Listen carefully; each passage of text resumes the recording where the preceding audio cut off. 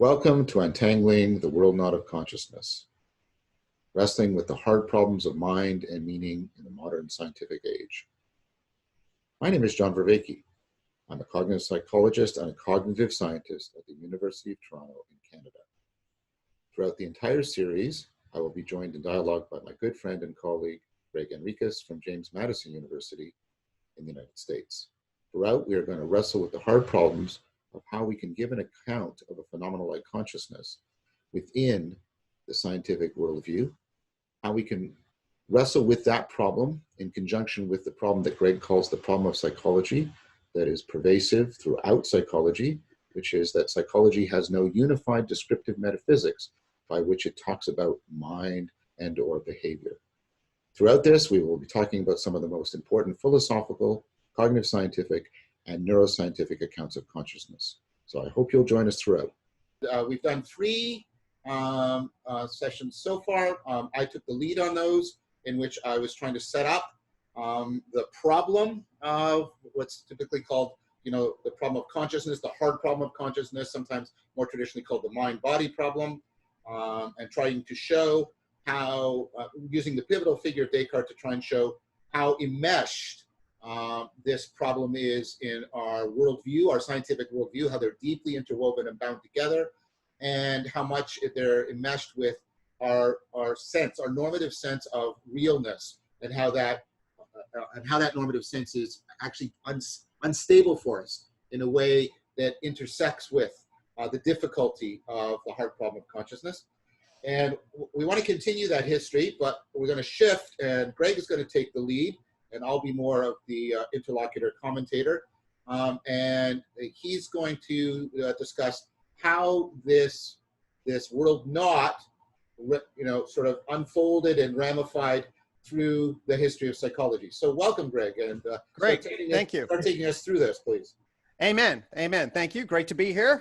Look forward to this installment. I think we have set up what I want to share here very well today through the three previous installments, in particular, analyzing Descartes' struggles with mind and matter, okay?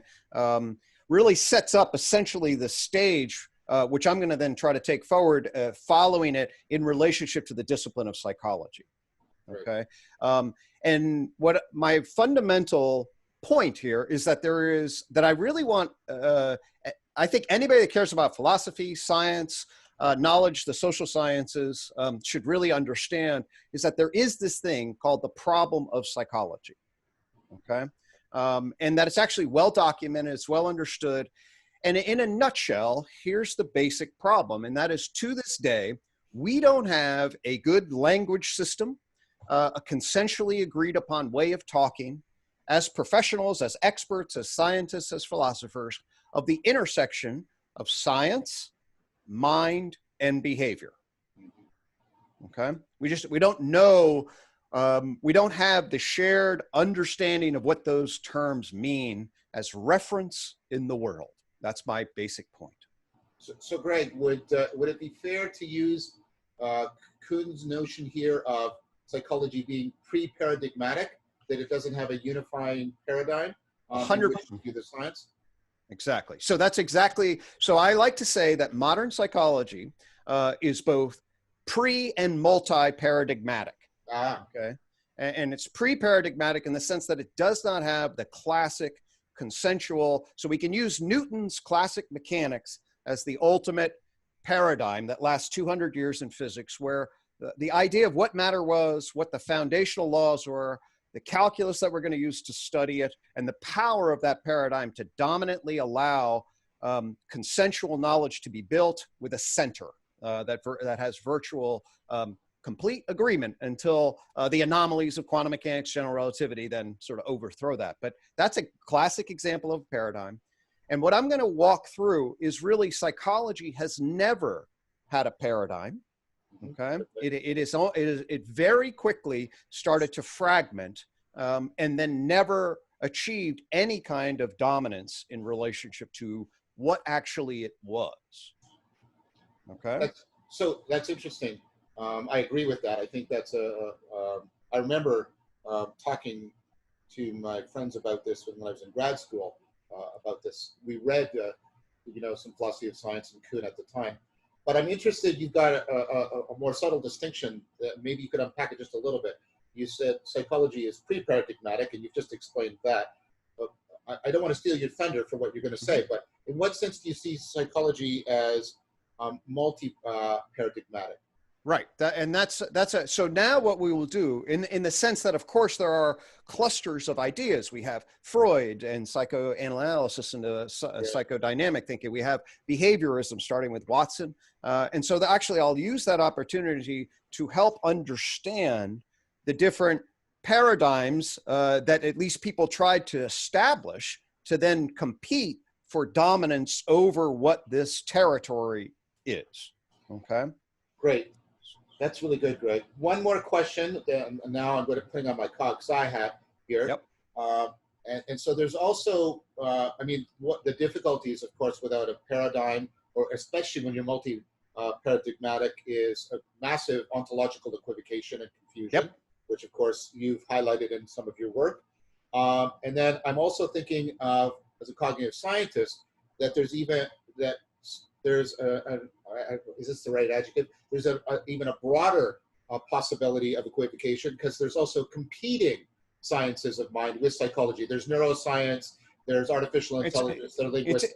I really believe, okay, so if we ask why is the meaning crisis right now in the 21st century particularly acute, okay? Right. And what is one of the key patterns that we're going to need to wake up from it? It is solving the language game problem on this issue, okay? Yes. And right. Wittgenstein, I use that from him, and he hated psychology in many ways because he saw it as a convoluted mess, rightfully so. So we're going to have multiple paradigms inside the field. We're going to have competing, interacting elements associated with it down into neuroscience, okay? And then actually up into philosophy of language issues. We're going to have cultural and indigenous psychological problems, okay? Meaning problems in terms of, well, what is the frame that you're actually trying to place on? So all what you get, what I realized, so I want to be clear, I love psychology, okay? I took 65 credits as an undergrad. It was half of what I did. And I was like, oh my gosh, you can do a science of mind. You can measure stuff. You can do experimentation. And my journey on this is then I actually got into the therapy world in my graduate studies, okay? And I wasn't aware that there was a problem after 60 credits and relatively, reasonably thoughtful about these issues. It didn't really dawn on me, because what I thought psychology was, because this is what I was told, is that it's about the science that we're trying to do, okay? So it's really about the epistemology and methodology that we're trying to take. That's actually what modern psychology becomes, okay, is that it's a frame, an epistemological, methodological frame called science that we're going to apply, okay? And then, but when you actually become a therapist, all right, and you start to say, okay, I'm gonna be a clinical psychologist, now I'm gonna have to work. And then I learned stuff from the modern cool psychodynamic, from Freud to Jung. Karen Horney is one of my favorites. There are a lot of really interesting stuff there. And then I learned the Beckian model and Ellis, which is the cognitive psychotherapy paradigm. And then I was always actually most arm wrestling with Skinner, although I turn out that my model is about, if there's one person it turns out to be parallel with, it's actually ironically B.F. Skinner of all people. It's interesting, okay? So all of these individuals say really interesting things. And then I wanted to be coherent as a therapist. I want to be grounded in the science and say, but when you back up, you realize that they actually use these very different languages, have very different starting points, make very different claims, and then you get massive equivocation when you try to achieve coherence. Right. Okay. So this is a very helpful and clear setup, Greg. So start taking us through the history then, please. Okay, so the history is right where we left off with Descartes and the emergence of modern science, okay? So what you have is we'll do the Galileo into Newton and the development of matter and motion, okay? Right. So just for clarity, we are adopting now a naturalistic frame for cause and effect, okay? We're gonna start measuring stuff because we're now suspicious of the representational mind, Yep. We're going to try to cancel that out so that we get independent measurement of primary qualities, and we will be suspicious of the secondary first-person empirical perspective qualities, and we're going to try to gain systematic methods of experimentation, measurement, and the mathematical mapping of matter in motion. Okay. Right. So let's just so we can keep refreshing people's awareness of this term, so we can use it. Gregg invoked the distinction that's common to both Galileo and Descartes between primary and secondary qualities. The primary ones are the mathematically measurable ones, as Gregg just said, and those secondary qualities, right, that exist only in some sense in the representational mind. The term that is used for that in sort of common parlance are qualia. So when Gregg and I start talking about qualia, we're talking about all of those properties, all of those qualities that are not held by the scientific worldview to be properties of objective things, but exist in some sense vague. Look at my hands waving. Exist only in the mind. Just to remind people of that. Exactly. Okay. And then we get the empiricist philosophers, most famously Locke and Hume.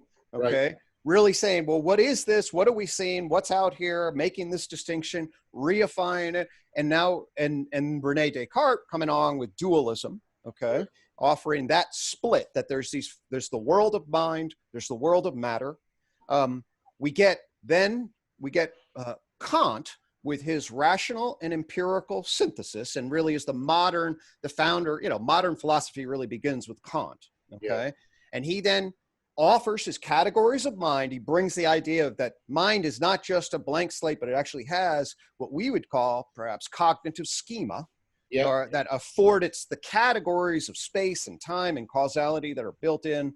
And he then has, I don't want to get into the technical aspects of the a priori synthetic, whatever, but there's basically, okay, the human mind is there to organize the nomina, the things in themselves, but it has a phenomenological experience of the things in themselves, okay? Right. And that then hands the modern Enlightenment a basic model of a subjective phenomena that is in some categorical relationship with the nomina, things in themselves. Right, okay. Okay. And that basically, that how dualistic that is, it's not really philosophical dualism, but the relationship between phenomena and nomina is a very, very complicated issue. Right. Okay. So now what we want to do, okay, so now we'll sort of fast forward. That takes us into the 19th century. All right, where science by this time, Newton's work is really, now it's expanding into chemistry. The drive for scientific mathematical analysis of matter in motion, various kinds of energy matter changes is really, this is the heyday, right? People are making discoveries and great things are happening. Okay. And then what you get then is the idea that, well, maybe we can scientifically correspond changes in the physical environment to changes in our phenomenological experience. And to do that, to yoke that together, that would set the stage for a systematic then science of these secondary qualia. Right. So like people like Fechner and people like that, is that who? Bingo. That's exactly where we're going. Okay, so now Helmholtz and Fechner set the stage and generate some of actually the most powerful and sustaining findings. Okay, the psychophysical laws of just noticeable difference, okay, right. Absolute threshold. And what they're doing is they're changing the relationship of a physical stimulus in a quantifiable primary quality way, okay? Right. And then they're having people report on the changes in what it is that they experience, what just noticeable differences they have, and what is the threshold of detection, and right. Then how do you make the change physically, and what pops up in a person's field of first-person experience. So let's just give a quick example of that. I think that's very good. So one might be just noticeable difference. So I have a sound, which is a wave mm-hmm. frequency, and I can vary that, and I'm varying it physically, right? The frequency, mm-hmm. and then I ask people when they notice a change in pitch. Exactly. And then what I do is I figure out, and then what I do is I sort of measure out these changes in pitch against, the continuous variation mm-hmm. of the frequency of the wave. and then I calculate some correspondence ratio between them. And then I get a psychophysical law. I get the psychological event of noticing the difference matched into where on the physical continuum of change in frequency that gets marked. And I get these psychophysical laws. Just to give you an example. That's exactly right. And what I want to then hone in is sort of like, when we use the term physical, we're going to have a very clear reference point for what the physical means, okay? Right. The problem of psychology is the competing paradigms are not going to agree on what we just used as the term psychological right there. Right. Okay? Because what we mean by there is exactly this distinction between the primary and secondary.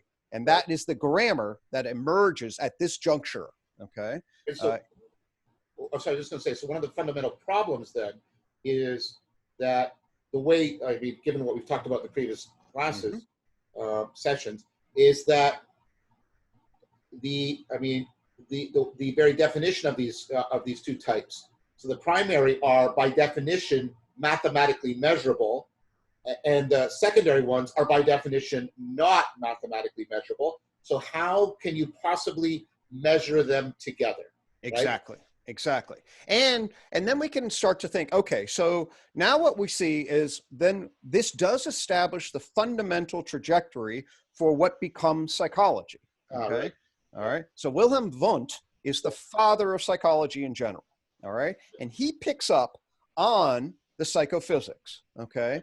And we have the psychophysics of sensation. And what he's going to do is he's going to transform this into the introspection on perception. Okay. So I'll say that. So you have the psychophysical around sensation. So I'm going to jump, and then all you need to do is say, oh, I feel that. I notice the difference. Okay. Right. Now we're going to take it up a layer, and I'm going to have a narrator, an introspectionist, report on what I see. So if I hold up this and you say, well, what do you see? Oh, I see a phone. Right. Okay. Right. And then there's going to be, well, actually, is that what you see? Is you see a phone, or do you see a shape that you then infer to be a phone? Right. Okay. So now we're going to have now what happens is, well, psychology requires us to introspect and to share about this representational system that we only have access to our own internal world. Right.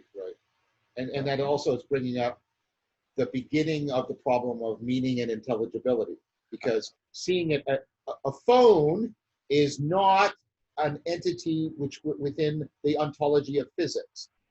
Physics talks about mass and it talks about other, but this being a phone is not part of that ontology proper.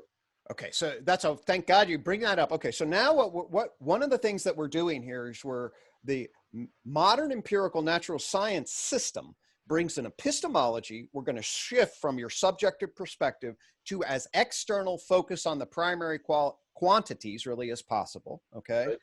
And we're going to have a classical mechanical cause-effect deterministic sequence. That is the fundamental real ontology, okay, of cause and effect. And everything else is sort of epiphenomenal, potentially, if you're a hardcore reductive determinist, mechanical materialist. Right. Okay, so there's an ontological and epistemological language game that classical matter and motion mechanics offers. And we're trying to then take that and we're going to try to understand the mind jammed into that, okay? But there's going to be a lot of debate as to whether, well, are we taking the epistemology of that system or the ontology of that system? Yeah, right. Okay. So the idea is, are we using the methods of like Newtonian science to understand the mind? And Hume exemplifies this. That's how he understands what he's doing. Or are we actually like Lametre? Are we actually claiming that ultimately the mind is just another material thing, that it is the same, it is ultimately made out of material stuff? And of course, there's lots of equivocation between those two also, going all over the place. Okay, right, great. So here we have, and so what Wundt's ontology is actually psychophysical parallelism, okay, which would be an actual early version of what I would offer in some ways, in the sense that it's, he doesn't know how to connect the two, but he argues that they are connected. They're all one substance at one level, but there is some fundamental cause-effect relation at some level that he isn't unable to specify. So he wants to pull that out, okay? But but he's more interested in the laboratory descriptive analysis of professional introspectionists on their inner experience, depending on the different environments and external independent variables that they try to share. Okay, Right. So that's Wundt. Wundt also makes a very important point that he differentiates the lab-based analysis of inner experience versus what he calls Volcker psychology, which is really sort of a social, cultural folk psychology. Yeah. Okay. That's that term is used in cognitive science still. So, okay, yeah. So basically for him, he's like, well, people are reporting on their introspective experience all the time. They're generating narrative. This is going to drive art. It's going to drive convention. You can't experimentally analyze it. But if we understand the phenomenological experiences through introspection systematically, then we can understand the parts. And that's going to be part of psychology. And that's going to bridge us into the other social sciences. So that's Wundt. Right, okay? right. And he, to really label him in a particular way we can follow, especially in American psychology, we'll follow his student, Edward Titchener. Right. Titchener, Yeah, right. okay? And he brings, to Cornell University, he brings structuralism, all right? And this is he's an authoritarian guy, and he brings this very strict, a narrow view that psychology is only about human first-person experience, and you can only study it through his structure. And he developed, and it is all about the qualia. He develops a list of like 44,000 different possible qualia that he then, creates a hierarchy of how they're organized. Okay, so now psychology is the science for this branch of the structure of qualia. Right. Okay. So did he? This is something I know nothing of. So this is a question out of ignorance. I mean, around the same time, you're getting the beginnings of pragmatism, and you're also going to get, what's going to become phenomenology, in which people are trying to study a phenomenological experience. But I take it that I've never heard of any connection between people like Husserl and Titchener or anything like that, or I don't know whether Titchener was influenced or what he said about phenomenology exactly. I think he predates it. I think. Yeah. Well, but there are, your point about pragmatism in James actually is nice. I'll follow that line. Okay. Because that's what then, this is the first real divide in understanding what we mean by the mental, the psyche. Okay. So as you know, we get William James, who is one of the fathers of pragmatism, okay, and a philosopher, and the father of American psychology, who writes in 1890, Principles of Psychology, okay, which is arguably, in this time period, as far as I'm concerned, is the best book written in psychology, okay? It's like heads and shoulders really above the rest in terms of what I think we'll come back to, okay? But here's James's, he's a pragmatist and a functionalist, which is, the functionalist wants to look around and ask, how the heck do animals and humans do what they do and in the world, okay? And what is it about them that enables them to behave so radically differently than the inanimate world? The function of their action, okay, which for James is, is mediated by conscious mental life. Right. Okay. So James is influenced. I know James is somebody I study quite deeply. James is deeply influenced by Darwin. Yep, right? exactly. And that's where the notion of I just want to be clear here for people. The notion James's functionalism is not the same thing as computational functionalism. No. For James, functionalism basically means something that explains Darwinian adaptation.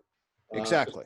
Just to be clear about that. And then that also introduces an important point here, that the Darwinian model looks very much like it fits in the Newtonian worldview very well. It looks like it's just talking about purely mechanical processes, et cetera. But it does introduce, and this is part of the argument I make, it does introduce dynamical systems and complex system theory. It insinuates it into the Newtonian worldview. And sensitive people, thoughtful people like James, were picking up on this in a way in which I think it's fair to say the physicists of the time were not picking up on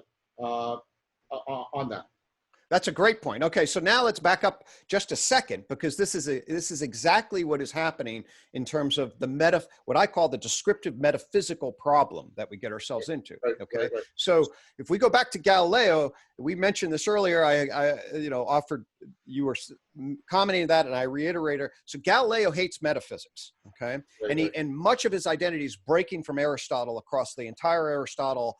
4 causes of substance material, kinetic efficient, okay? And then you have formal and final causation, all right? And matter in motion, as the words imply, requires some sort of substance and some sort of kinetic. But the rest of it is eschewed, okay? And I believe that the material dimension of complexity, if you know, in my language system of the triadology, is the matter dimension. Yeah, actually, Aristotle's application of final and formal causation to the behavior of atoms and rocks is superfluous and confusing and not very effective. But when you get into what plants, cells, even animals and people are doing, we're talking about a radically different set of behaviors, okay, that are both a function of something very different, and they function, really, it's hard to not see them as functioning to do different things, right? You get this function of and then function to dynamic. Exactly. And what I want to do, just to connect that back, is the notion of adaptivity exactly smuggles those two in, because you have to talk about the structural functional organization and what it functions to do. It functions to afford the organism surviving long enough to successfully reproduce. So these Aristotelian, and Alicia Uraro has noted this. Darwin is basically smuggling in, I don't think in any explicit fashion, but he's bringing in dynamical systems, he's bringing in deep continuity, but he's bringing in, as Gregg just said, he's smuggling in these 2 missing Aristotelian causes. Absolutely. And I believe that actually when we get sophisticated about the concept of information, computational process, all of that, we are then going to see exactly what is the functional information processing, storage, accumulation over the generations, how it gets played out in an individual's life. But of course, they don't have access to these concepts at this juncture, right? But genetics, the computational science revolution, et cetera, all of that will then awaken us to these other ways of thinking that are not available. But so James is a functionalist. He's also gives rise to radical empiricism, by which he wants to embrace, hey, what do we see? What do we actually see in the world? And what is our functional, useful explanations for how it actually works? And the real mystery for him is really what I would call sort of a mental life behavioral view. And what he means by that is he's watching the actions and adaptations of animals across their life and understanding the Darwinian history of it, and says that's the dynamic functional mental life. Psychology should be explaining how the hell that happens. That's what our task is. And to sit in a lab and nitpick structural differences between qualia is not where the problem's at. Right. Well said, very well said. Okay. So there's a sense in which the 2 problems that are the subtitle of our work together are really coming together in James, right? And the tension between the functionalists and the structuralists. Right. Okay? And we get then this break. So you have, and this is a very strong break. The structuralist, especially by the time Titchener comes along, he's like, this is what you do. And you either submit to me or you're doing something different. And I want to own psychology. Okay. And James, of course, has already been influenced. And so they are not agreeing, okay, on what it is that they're talking about. Right. And then in the right at the 20th century, it's about the time. So James is published 1890. I don't remember exactly when Titchener gets installed in Cornell, but it's 1905, 1910s. That's the done. Right. Well, then another thing happens. Actually, 2 things that will happen simultaneously to give us the split across all these domains. And we will then have by 1920s, we will have the ossified problem of psychology, which the great theorist, Russian theorist Lev Vygotsky calls the crisis. Okay. So we're heading towards the crisis. All right. Take us there, Greg. Let's keep going. So, and then we have 2 major figures that in American psychology then set the stage for the dominant paradigms that are operative in American. We get Watson. Watson comes along and is working with animals and is experimentalist. Okay. So he's in the lab. He wants a framework for understanding the methodology of experimentism. He wants the epistemology of natural science, and he is a hardcore mechanical reductionist. Okay. So he has he wants to then bring the physical science, methods of experimentation, epistemology of external observation, and the idea that basically everything is matter in motion. And for him, a complex of neuromechanical reflexes. Yeah, he's deeply influenced by both Pavlov and Thorndike, right? Exactly. He is, right. Particularly Pavlov. Why? Because at the time in particular, now Skinner will advance on this, at the time, the Pavlovian reflexology that Pavlov was developing, okay, for those who don't, Pavlov is actually a digestive and physiological person, but in Russia, the categories are a little different. He's testing how meat powder results in salivation in dogs most commonly. He develops this unbelievably powerful paradigm, which is with us today, classical conditioning, although it's been updated so we know kind of more functionally what it's going on in relationship to learning. But it's a pairing of a bell, classically, with meat powder, boom, and then the bell gives rise to salivation, okay? And now you can test this, and this conforms to the language game of natural experimental science. We have independent variables, there's a mechanistic process, we have dependent variables. We can now begin the serious process of real psychology, because we know that everything is just physical anyway. And so it's just a complicated matrix of physical switches. And now we have a methodology according to the classic behavioral system of a stimulus, response, and he's very explicit, get rid of consciousness. Okay, yeah. It doesn't work in the language game, but what we can study is now he's going to introduce officially behavior. Mind as behavior. You don't need the concept of mind. What you do need is the concept of behavior. Right. So everything now in psychology is in terms of observable measurables. I can measure the physical properties of the stimulus, and then I can measure the physical response of the organism, and that's all I'll need in order to explain behavior. Of course, he's the father of behaviorism.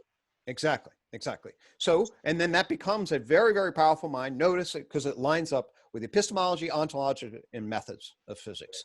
Okay. So and then what's happening in a very parallel time in Vienna, a guy by the name of Sigmund Freud, okay, is actually at the time working as a neurologist, okay, early on, and studying crabs and other crustaceans, and finds, hey, this nervous system thing, it's all about activation and inhibition, okay? Everything is activation and inhibition. And of course, the steam engine has been enormously influential in terms of, so is this nervous system thing an energy release kind of mechanism? Right. Yeah. So, and then he shows how, hey, experiences can be shown. He's actually has early models of long-term potentiation are found in his work. And he starts initially a project for scientific psychology, which he never publishes. Okay. But for him, then now we have the idea that out of the nervous system is going to be energies. All right. But then he hooks up with a number of people, but basically to focus he needs to make a living.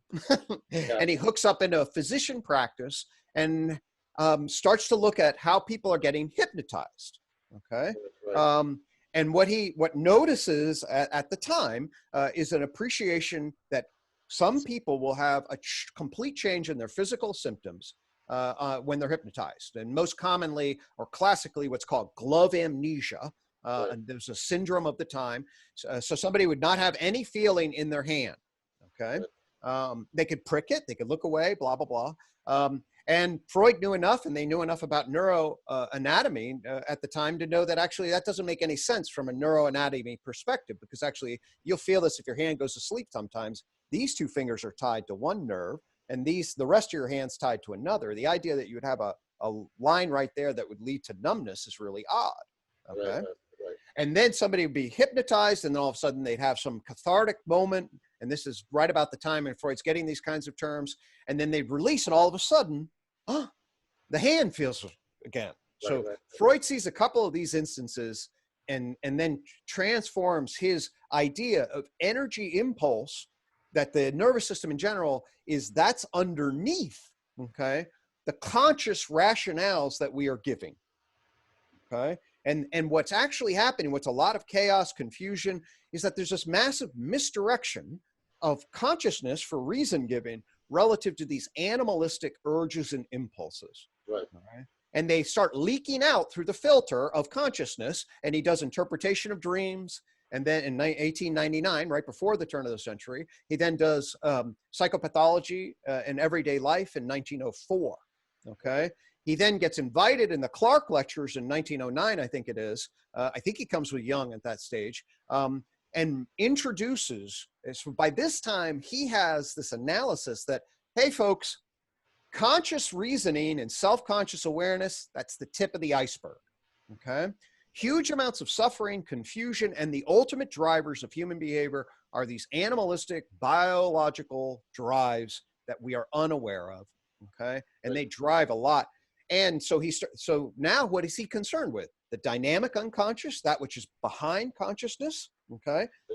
Which then puts him at odds a bit with James, and doesn't have a real good model for the distinction between sub or non-conscious process versus consciousness, okay?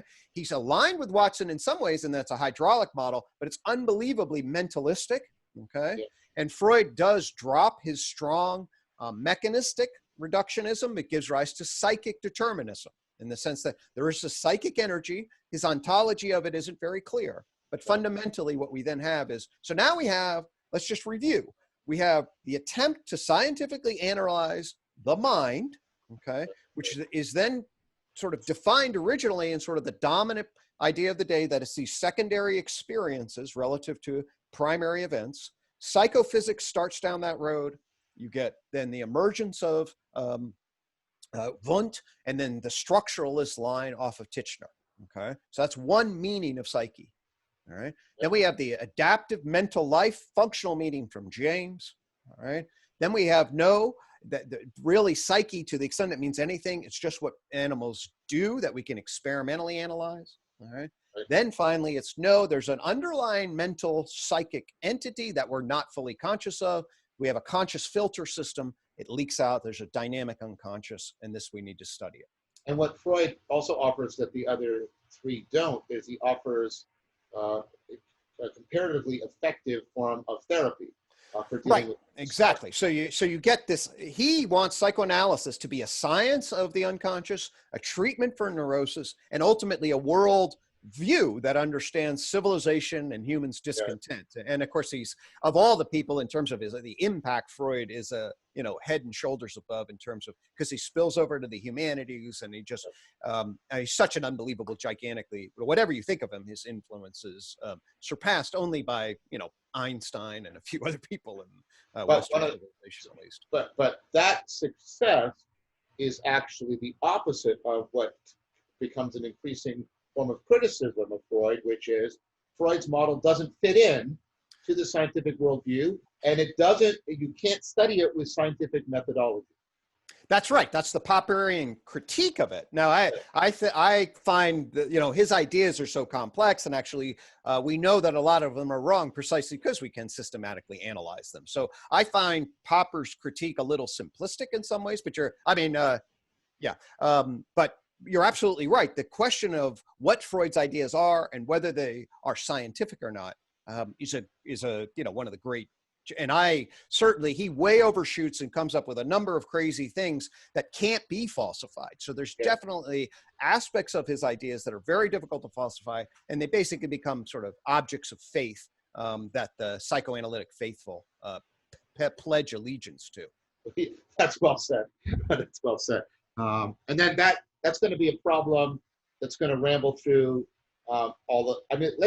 maybe we could pause here and say, what are the problems that each one have? So the problem with Freud is, and the whole psychodynamics, it also applies to Jung, is, well, what's the epistemology here, and how does this fit into the scientific worldview? Is this even a science at all? Is this a science of the mind?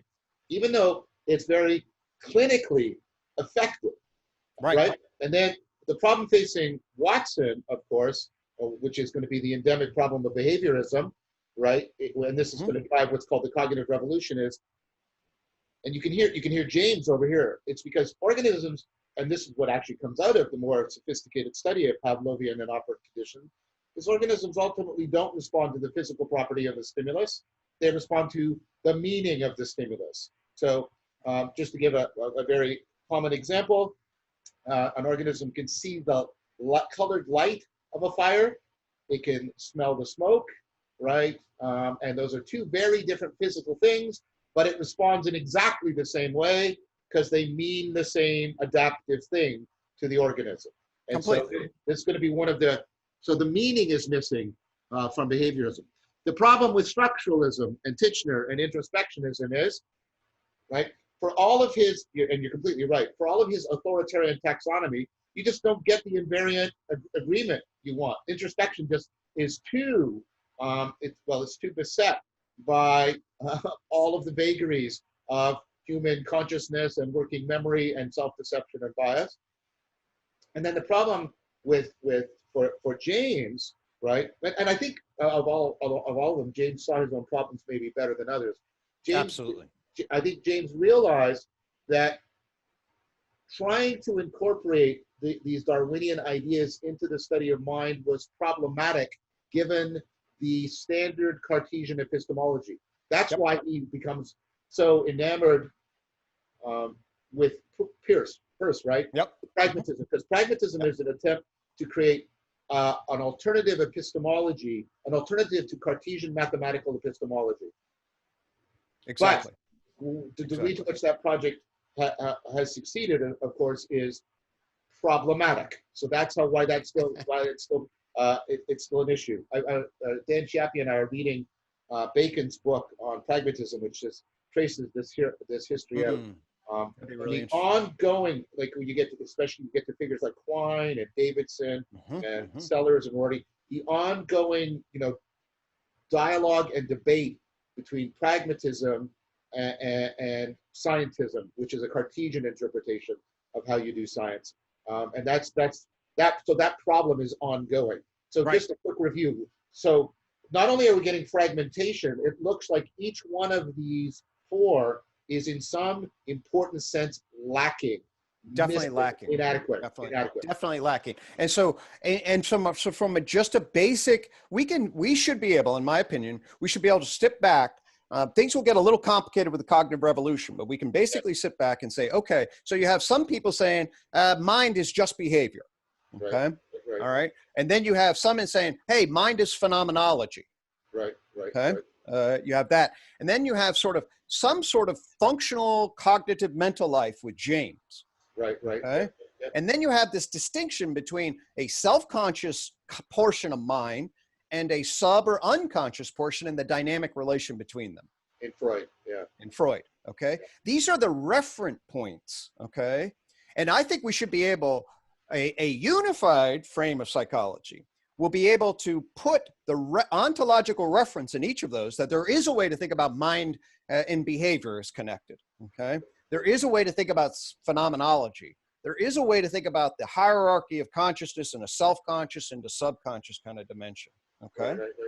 And we're gonna want an adequate, unified frame of psychology will conceptually juxtapose these ontological reference into a conciliant picture. Right. So that, of course, and that's going to be something we're going to work towards. That's what we're working towards. That we're just right now, what we should all, in terms of problem formulation, we're still in the problem formulation stage. Totally. They're the history of ideas that are competing.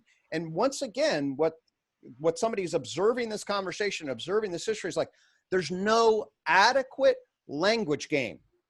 There's just no adequate language game. There's no adequate one, but there's also four that are competing with each other. Absolutely, right. There's no adequate superordinate one. They're reasonable. If you enter into it and you say, hey, I'm going to start playing this game, they obviously live because they have slices of information that have reasonable things to say that you can start gaining cumulative knowledge around. Absolutely, Right. But at the same time, they are totally, the rules and grammar by which they play force definitions and are limited when you flip outside of them and they compete and they say, oh, so Watson's most obvious about this. He just has to say, you can't talk about consciousness. It's pointless. It's outside the modern empirical natural science language game, period. So there it is. So you violate the rules as soon as you bring the term in. Okay? Right. So let's gather this all together because this is really important. So we get a host of, well, let's call them epistemological and metaphysical problems from Descartes and the Yep. scientific revolution, which we've already explored. And Yep. then what happens is you get the birth of a science, or at least a proto-science, that's supposed to, in some sense, solve this, address this, right? Mhm. Somehow situate mind back in the scientific worldview. That's Yep. its project. But when it tries to do this, right, not only does it not adequately address the Cartesian problems given to us, like the epistemological and metaphysical problems given to us by Descartes and the scientific revolution, it now introduces this additional problem, which we may call it, I don't know what to call it. We could call it like a disciplinary problem, in the sense of what we have, or a paradigmatic problem or something like that. I want to distinguish it from the pure sort of epistemological and metaphysical Yeah, problem. no, it's a multi. It's kind of like I'll use Peter Lindbergh's notion of culture war 2.0. It's the explosion of multipolarity. Okay. Right. And they're trying to compete then for paradigmatic attention and dominance and resource, where they then have to deploy critiques of others. And it is a very much a, hey, which side are you on? What group are you going to be? So it's going to create the amount of both equivocation, defense. They're not engaged in dialogos here to get to the answer. They're generally engaged in staking out territory and trying to get attention and resources, which of course then adds enormous amount of chaos and uncertainty in relationship to what it is that, we are talking about. Right. So when you turn, let's say you want to try and address the problems that Descartes has bequeathed us, and then you say, well, what I do is I'll turn to science and gather data and good theory in order to try and come up with a way of solving these Cartesian problems. Instead, what you get is this fragmented mess, right?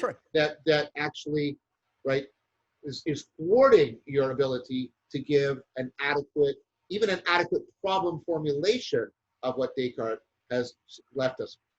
Right. I talked to somebody, again, sort of more on the science side of this equation, but coming from complex, that actually is Jim Rutt. I was talking to him the other day. He's like, well, I looked into psychology and I couldn't make heads or tails of it. So that and I've talked to a number of philosophers sort of in the same way. It's like you enter into the swamp of all of this kind of possible angles, data sets, language games, etc. Okay. And so by 1927, Lev Vygotsky, who tragically dies early, but he's a brilliant psychologist. Too bad. He's second only to Piaget in terms of developmental psychology, in my opinion. Oh, absolutely, yeah. Like Vygotsky is an unrecognized titan. Right.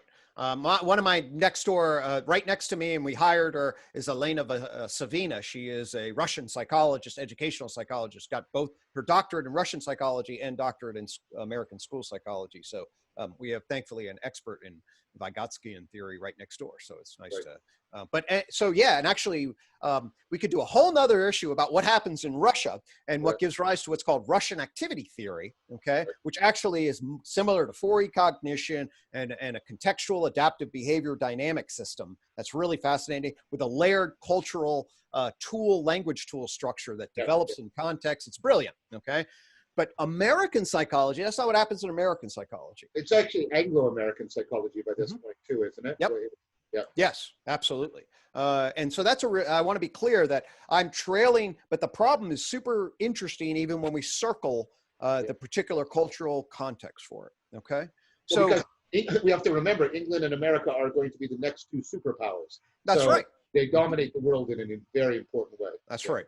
And they have this very strong empiricist bent, that actually has all sorts of power, but at the same time, empiricism in and of itself, if you don't have the concepts and categories, can't get you out. You have to have logic or metaphysical clarity, descriptive metaphysical clarity, to actually gain cumulative knowledge. Okay. So I interrupted you. You're going to say what Luria said. What Vygotsky said. Right. So Vygotsky, the point I want to make is that Vygotsky has identified exactly what I'm telling you. I was going to say that actually he says, if you pay attention, actually, it's not even the theorists that are really articulating what the issue is. It's practitioners, it's psychiatrists. By the mid-1920s, everyone's like, I don't know what psychology is. There's no general frame. Is it Freud? Is it Watson? There was the emergence of personalism, the personalist approach by Wilhelm Stern at the time, that actually builds off of, sort of combines a few, and he's in Gestalt psychology, but they actually all align to the domains that I've identified up to this point. Okay. Not the logical and the functional. Right. Exactly. And so now, boom, you get this real crisis. All right. And Russian activity theory offers, I think, actually not the exact same solution that I do, but an interesting one. But inside American empiricism, the system simply grows. Okay. So in terms of its confusion. Right. So you get, here's a couple of other pieces that then emerge then in England and in particular United States. So out of Watson, you get Skinner. Yes. Okay. Skinner is not a classic behaviorist. Okay. He's a radical behaviorist. Yes. Okay? Yes. And has this whole philosophy of what behaviorism is. And absolutely, for him, what everything we call mind is behavior. Right. Okay, for Skinner. So he's like, you're always in the presence of one behaving person. If you have a toothache, that is your manifestation of private behavior. Okay. So the complete transition of the language of what normally would be called mind is called behavior. The goal of science is the prediction and control of behavior. And Skinner gives rise to a branch of that. Okay. Which I think is absolutely crucial to understand. It's wrong in some ways. It's unbelievably, it's defined against the information processing view of the cognitive revolution, okay, which we'll come back to in a sec. But it is absolutely crucial that we better have a framework for mind as behavior, okay, in my opinion. And Gilbert Ryle, as a philosophical, I was just going to bring up Ryle, so thank you. Makes the very important point that our categories about what we think about as mind, much of it is behavior. And what the unified theory ultimately lends me to is that actually we need to instantiate the concept of mental behavior. Right, okay? right. Mental behavior turns to be a very, very important bridging concept between our fractured systems that can then be organized. Okay. So we get Skinner, and that's important for our own confusion because about 5 to 10% of psychologists to this day think about psychology as the science of behavior, not of behavior and mental process. Okay. So, and it gives rise to this powerful, but also very isolating radical behavioral view that's diametrically opposed to a number of other paradigms. So it is a radical paradigmatic view, and hardcore behaviorists, people outside of their culture will be like, God, you can't talk to those people. Yeah. But so so Ryle is important because within ToK-Society, I was taught to distinguish between Skinner's methodological behaviorism and Ryle's logical behaviorism. But they're allies, Ryle famously argued that all mental terms are logically analyzable into basically multi-track dispositional terms. Right. Classic example is belief. We think because it's a verb that we should be looking for some mental event. And Ryle says, no, all you're doing is expressing a conditional of behavior. To say I believe it's raining is to say, if I see that the window's open, I will close it, right? Or if I go outside, I'll take an umbrella, etc. And then what Skinner's doing with the methodological behaviorism, what's keeping behaviorism going, in my opinion, is what did David Bakken say at one point? 100,000 hours of experimentation. The behaviorists really, really develop experimental methodology to a very significant degree. They definitely do. Right. And I think that Skinner's concept of behavioral selection, okay, is really very powerful. When you understand the evolution from the classic stimulus response pairing into a feedback loop, okay, of behavioral, what I would call behavioral investments that have differential consequences that then select pathways of investment. Yeah, okay? and I just want to highlight that because, and other people have noted this, so this is something that people within 40 ToK-Society have noted, that's Skinner slipping Darwin in. And actually, he wasn't, and Skinner, if you read him, I mean, he didn't slip it in. He's like, I want to be the Darwin of operant theory. That's what he says. You're right for correcting me, Greg. I didn't, I gave, my connotation was incorrect. What I meant is, Skinner, in fact, often explicitly refers to Darwin, but if you read textbooks on Skinner. You're absolutely right. Yeah, yeah. No, you want to hear that. Right. Absolutely. So Skinner wants to understand us in this conversation, okay, as a functional response across three different tiers of selection, okay, Right. natural selection, operant selection, and verbal selection. Right. That's his model, which, by the way, is going to translate immediately. Well, natural selection gives rise to the complex dynamic interplay of life. Right. Behavioral selection gives rise to the complex dynamic interplay of animal behavior, which I call mind. And then verbal selection, justification of rules, grammars, constituencies, give rise to this. So he then has this he's a contextualist, not a mechanist. Okay, at his fundamental, if you're familiar with Stephen Peffer's world views, okay, in 1942 argued these different fundamental. So Watson is a mechanist through and through. Skinner's a contextualist. Okay, he's always putting things in context. It's really, really fascinating. But anyway, so now what you get, but the horror of this, okay, is that because he then insists with this behavioral tradition, we're not integrating sophisticated operant theory, or at least we're vulnerable to breaking off sophisticated operant theory from the cognitive models. Yes. Okay. Yes. And it's the 4E people that we got to come back decades later, right? To reintegrate an embodied, enacted. Think of the terms: the embodied, the enacted, the extended. All right. This is the nervous system in dynamic relation with the environmental contingencies.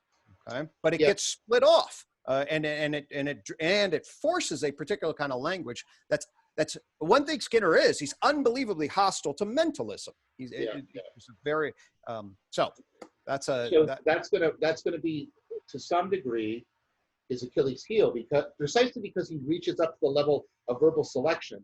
He's going to slam into Chomsky, right? And this is going to be the devastating defeat of his career in so many ways. He's going to lose. And rightfully so. So here's according, in the sense that, so you have then the humanists happen, by the way, and I'm not going to get into them, but we have obviously Maslow and which become unbelievably crucial for the identity of psychology, rightfully so, but also when we get into the profession, okay, and what we are and what we're trying to help people with, and whether these other models are really deterministic and nasty. So this third force is crucial for human potential. It's crucial for how to actually have people be helpful in context. So that's a very important thing. But the science of...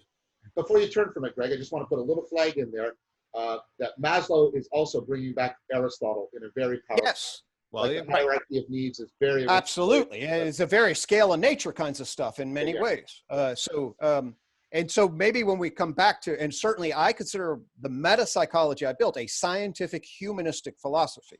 Okay. Right. As a absolutely crucial to understand the application and professional development of psychology. And there are a lot of really powerful ideas that Rogers has about the science of human beingness. Definitely. I was just a little conscious of time, and I want to sort of make sure we wrap this up in relationship to the get to the cognitive revolution. Yeah. So, and you and I know this very well, so we'll just sort of summarize. So then. You go back to Babbage. Babbage builds a difference engine, okay? And we get the emergence of the idea of a thinking machine. We alluded to some of that, all right? And then it's in the 1920s into 1930s, and then explodes in the 40s and 50s, okay? That the world of information, science, and theory and mechanisms pop, okay? They explode, okay? The Turing revolution, basically. Exactly. You get the Turing revolution, where you get Shannon's emphasis on information as reduction uncertainty to give rise to information theoretic approaches, which become unbelievably influential. Basically, for those that are not aware, his notions about certainty, chaos, order, disorder basically overlap completely, it turns out, with thermodynamics. So it's a really fascinating reality there. And we'll come back, by the way, in the unified system to be a very important thing, because entropy and energy and the free energy accumulation inside and out turns out to be a very, very key element. Okay. So what we get is, what Gregg is doing, and he's introducing something that's going to be sort of the progenitor of cognitive science, right? You're getting the beginning, and Turing proposes it, right? The imitation game, etc. The possibility of a new way of studying mind. Let's study mind by making minds, and I mean that very literally. Let's build artificial intelligence, and we will go around all of this chaos in psychology. And what we'll do is we'll build it, and because we built it, we know how it works. And then we can also we can have start talking. We have a way of talking about the mental that doesn't seem sort of spooky and weird the way Watson and Skinner don't like, because this is a bit anachronistic going backwards, but we'll be able to talk about the hardware versus the software of these information processing machines. And the hardware is where the mechanical language goes, and the software is where the mental languages go. And then, wow, this will be this. And then, of course, that's going on, as Gregg said. And then Chomsky is over here showing that Skinner can't explain language at all. And then what seems to be coming into the fore with the computational revolution is the idea of computer languages, programs in computer languages, and that is the way in which we'll be able to explain language and cognition. And it looks like the promise of a great reunification that's outside of all of this chaos that Gregg has indicated. So 100%. And so and to the extent that psychology does get organized, that's exactly what happens in some ways. Okay. Yeah, so we get this, but there's all this equivocation and totally inside the system. But yes, so crucially, folks, okay, information theoretic, information semantic, and information processing. I make a distinction between those three layers of this. But they're equivocating at this juncture. But now what we do have is we have an idea that's consistent in many ways with the natural science, very consistent in many ways, although I would argue the cause effect of information processing, information theoretic, especially that's then directed through a semantic system towards something, this is where you get, this is descriptively, these are different kinds of cause effect behavior. Yeah, they are. And I would supplement that by saying that what's called good old fashioned AI, the computational approach, it leaves out what you were just flagging, what was good in Skinner, that whole dynamical system selection model, that the computational system, the computational approach really misses all of that selectivity, that dynamical coupling. Right. They jumped on the algorithmic processing so fast and then the building of it so fast that they acted as though they could just extract it completely. It was so powerful at one level and there's so much excitement. They left the body, they left evolution, they left actual phenomenological perception, participatory knowing, and the actual embodiment of procedures. They left all that crap behind and acted as though they could just, Deep Blue beats people at chess. So that must be the whole damn thing. Yeah, exactly. Right. Okay. So, well, I was just going to say, so there's a sense in which I'm just going to speak as a CoG side, and then I'll give the mic back to you. Like CoG side promises to try and deal with these problems, but that it hasn't yet produced a solution to the mess of the science of the mind. Is that fair to say? 100%. And in fact, it helps. Okay. So the cognitive piece is absolutely central. All right. We need to understand that the nervous system is there for a reason. It's taken up energy, and fundamentally, just like your gut digests food to distribute energy, the nervous system digests information. Right. It digests information. And we didn't know that before. Okay. Right. So the cognitive really, so now like Searle, I'm making a reference here to Searle, is a biological, emphasizes sort of, it digests information. It processes information. It metabolizes information. Now, how it does that and what we actually mean by those terms, okay, is enormously complicated, and how we embody that back into all these other domains of psychology, right? Exactly. Okay, so the functionality of mental life, the actual structure of phenomenology, and mind as behavior, okay, either in an experimental condition or in an adaptive natural. Beautifully said. That's beautifully said, Greg. Okay. So what is actually we're looking at right now? So essentially what modern psychology is it's a collection of all that crap. Okay. It has a completely equivocating cognitive mental process as some sort of functional information processing thing. Okay. With 5% of psychologists still holding strong to Skinner. All right. with all of these different paradigms around it. And then they say, hey, it's the science of behavior and mental process, but the key thing is we do science. Right, right. That's how textbooks are. And Yeah. they never tell you, we actually, well, this is what we mean by mind. This Right. is what we mean by behavior. And this is the scientific language game that we are playing. That's, and we don't know how to define those terms, hence an enormous and completely unsatisfactory language system, and thus the multi-paradigmatic mess. Yeah. And then cognitive science comes along and says, okay, well, we'll take care of it. I'm like, well, good luck. Yeah. Yeah. No, for sure. And No. the thing is, cognitive science was supposed to be the solution to fragmentation, but there's also fragmentation within cognitive science between the computational and the Well, now we're getting consciousness studies, right? I don't know. There's a whole, like the Arizona crew, there's consciousness studies, the entire system. And that's the issue is that we've exploded. There's equivocation, there's enormous, and then it's huge. It's this mass, okay? And how do you manage all of that inertia? And how do we understand what it is? And so instead, to untie the world knot, we have to understand that history.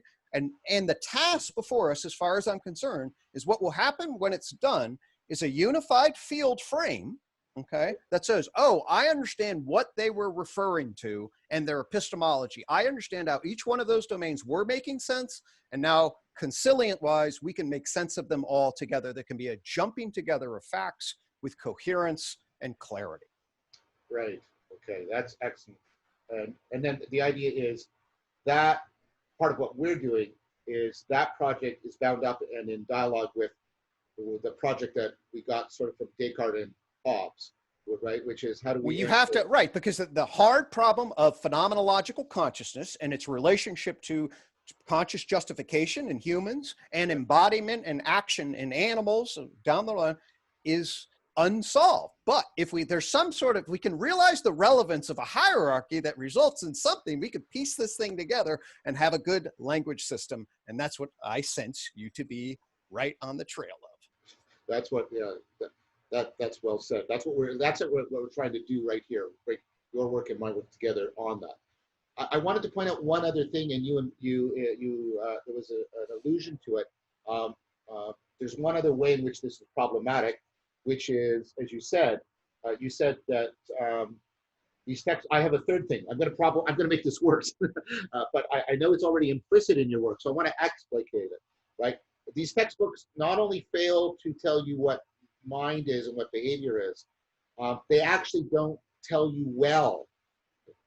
There's pretension in telling you what science is. The philosophy of science that is presupposed in sort of textbook psychology is very, very poor philosophy of science. The model of science there. Like, for example, Watson's, let's just give one quick example. Watson's idea that science works only in terms of observables and never in terms of unobservable entities is just ridiculously false.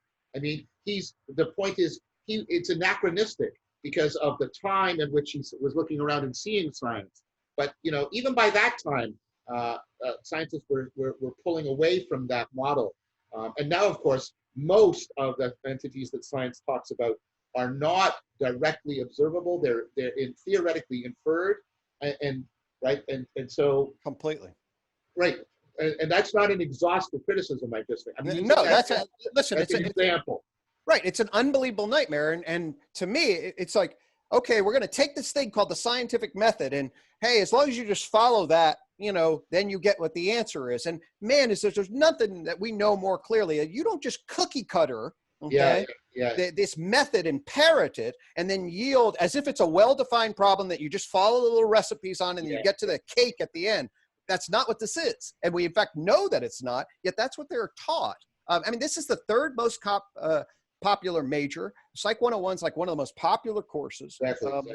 And it provides no frame that what they're being handed. It took me a while really, is actually an enormous amount of gobbledygook at a conceptually sophisticated level. So to me, the problem of psychology both is very important to understand, and it gets into getting the proper metaphysics of ultimately of love, of friendship, of what it is that we're trying to do in this world, and so that's the why to me I'm so passionate about helping people realize there's a real, we can just open your eyes, see the history and see it right there. There's really something very important for us to try to Russell. That's fantastic. Okay, I think we've now, between these 4 sessions, I think we've really set up at least an initially good problem. I think we got the problem formulation going. Exactly. Yeah, let it go. I mean, we're going to come back to it because we're going to talk again about things we've alluded to, like the inadequacies of GoFi, first, second, third generation, um, trying to reintegrate phenomenology and functionality back into the science of mind. Those are hallmark, by the way, of what's called for ecog-sci. Instead of constantly sneaking Aristotle back in, let's make it explicit. Elisa Uraro, dynamical systems theory, the deep continuity hypothesis of Evan Thompson. These are all things we still have to explore, but at least I think we've got the beginnings of a good problem formulation and a shared language for doing that. So thank you, Greg. That was Absolutely. really great today. That was really good. Fantastic. Yes, there's clearly a world knot here, right? We Yes. don't of consciousness, mind, behavior, whatever. There's a world knot, and I'm excited because I think that there's enormous convergent validity here that allows that world knot to be potentially untangled. So.